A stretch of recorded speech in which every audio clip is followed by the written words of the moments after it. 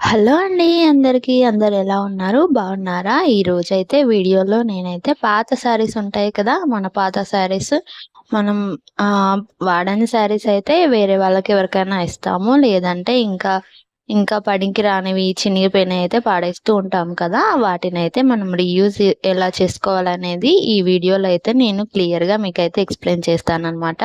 ఇంకా ఈ ఐడియా అనేది చాలా బాగా వర్క్ అవుతుంది. ఇంకా మనం బయట కొనే వాటికంటే కూడా ఇంకా చాలా బాగా ఉంటుందనమాట. ఇంకా ఫస్ట్ ఈ ఐడియా కోసం మనమైతే ఏం చేయాలంటే శారీస్ ఉంటాయి కదా! ఇంకా బరువైనయైనా, చినిగిపోయినయైనా, ఇంకా మీకు నచ్చనివి మీరు కట్టుకోనివి ఉంటాయి కదా! అవైతే తీసుకోండి. ఒక శారీ తీసుకొని ఇంకా 4 ఇంచెస్ క్లాత్ వెడల్పు ఉంచుకునేలాగా చూసుకొని శారీ మొత్తాన్ని కట్ చేసుకోండి. ఇంకా శారీ మొత్తాన్ని 4 ఇంచెస్ పీసెస్ లాగా కట్ చేసుకున్న తర్వాత అందులో పీసెస్ లాగా వస్తాయి కదా! అందులో 3 పీసెస్‌ని మనం తీసుకోవాలనమాట. తీసుకున్న తర్వాత 3 పీసెస్‌ని కలిపి ఒక ముడి అయితే వేసుకోండి. ముడి వేసుకున్న తర్వాత మనం ఏం లేదు, సింపుల్‌గా జడ ఎట్లా అల్లుకుంటామో అట్లాగా ఆ క్లాత్ ఆ పీసెస్‌ని మనమైతే జడలాగా అల్లుతూ ఉండాలనమాట.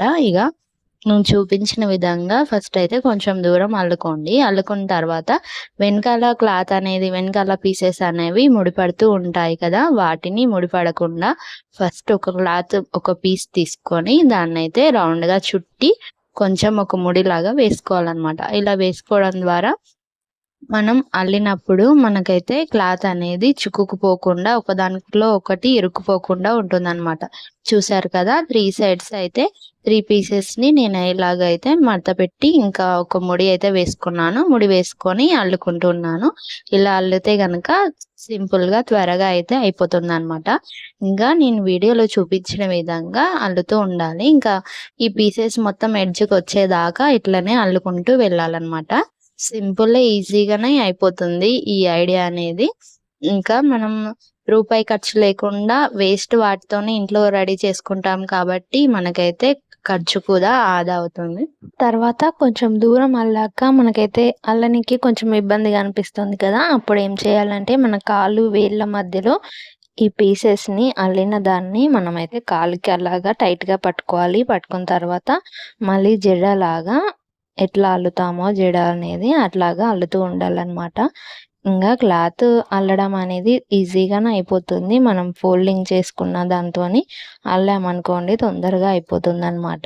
ఇంకా ఆడవాళ్ళు ఇంట్లో ఉండి ఆఫ్టర్‌నూన్ టైంలో కొంచెం పడుకోవడానికి, ఫోన్ చూడడానికి టైం వేస్ట్ చేస్తుంటారు కదా! ఆ టైంని మనం ఇట్లాగా వాడుకున్నామనుకోండి, మనం ఐడియాలన్నీ చాలా సూపర్‌గా ఉంటాయన్నమాట.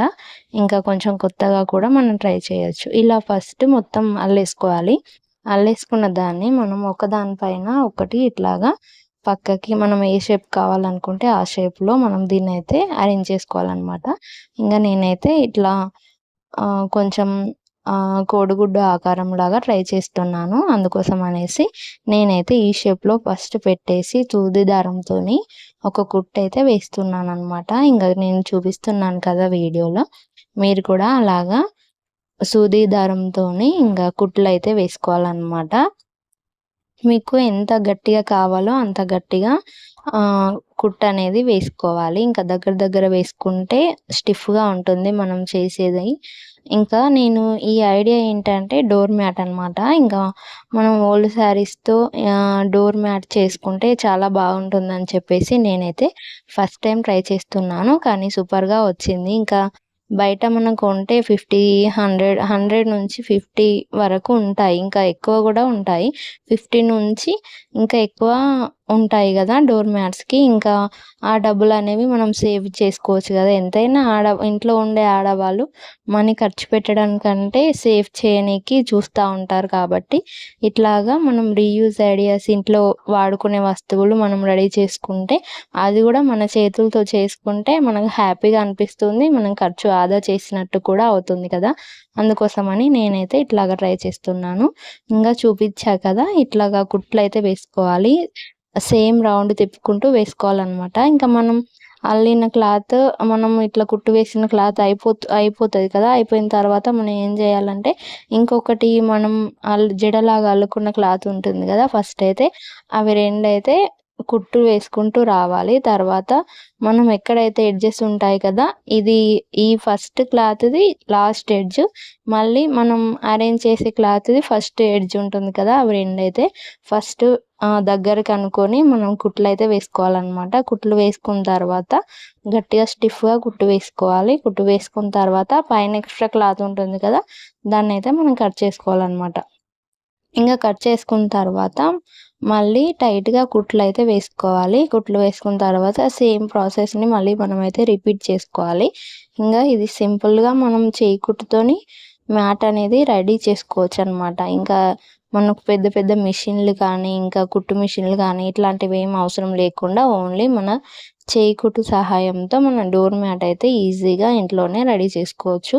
చూసారు కదా, హాఫ్ వరకు అయితే కంప్లీట్ అయిపోయింది. ఇంకా పూర్తిగా కంప్లీట్ అయ్యాక చూడండి చాలా బాగా కనిపిస్తుంది కదా, మనకు డోర్ మ్యాట్ అయితే ఇలాగా రెడీ అయిపోతుందనమాట. ఇంకా కొంచెం అయితే కుట్టేది ఉంది, అదైతే నేను తర్వాత స్టిచ్ చేస్తాను.